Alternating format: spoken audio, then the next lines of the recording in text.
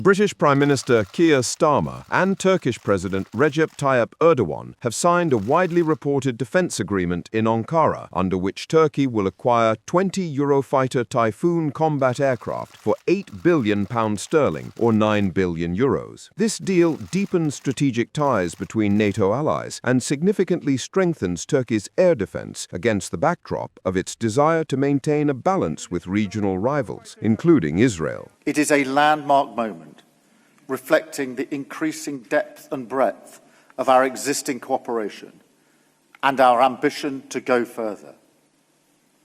At the heart of this is our agreement today that the UK will provide Turkey with 20 new Eurofighter Typhoon aircraft, with the option to provide more in future.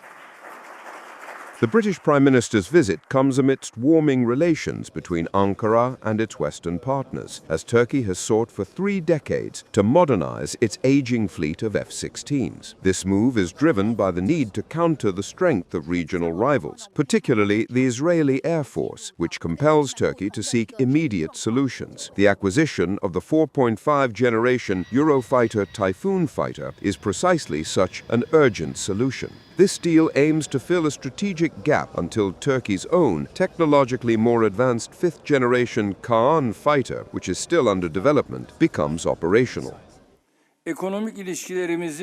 We are determined to further strengthen our economic relations. Our respective institutions and organizations are taking numerous steps, including updating our free trade agreement. We are also exploring joint investment opportunities in third countries. We aim to establish new partnerships in the energy and defense industries. While defense ties with a NATO ally were strengthening, tensions with another regional power were evident. On the same day in Budapest, Israeli Foreign Minister Gideon Saar announced that Israel would not accept the presence of Turkish armed forces in Gaza as part of any international peacekeeping mission, emphasizing the Erdogan government's hostile stance towards Israel.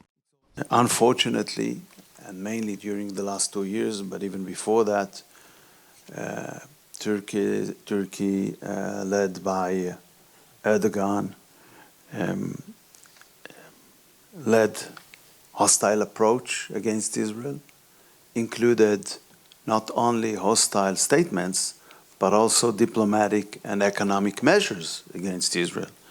So it is not reasonable for us to let their armed forces enter to Gaza Strip, and we will not agree to that, and we said it to our American friends. Back in 1998, the Turkish Armed Forces announced a 20-year arms modernization program worth $160 billion, with $45 billion allocated to the modernization of the Air Force, specifically updating the fleet of up to 200 F-16s and acquiring F-35s. After the acquisition of S-400 anti-aircraft missile systems from Russia, the United States canceled F-16 modernization deals with Turkey and has periodically suspended F-35 deliveries since 2019. Days ago, Donald Trump hinted that Washington might reconsider its position if Ankara abandons Russian weapons, and the issue was again shrouded in fog. According to experts, the deepening of Turkey's relations with its Western partners is taking place against the backdrop of new geopolitical developments and deepening contradictions in positions in the Middle East.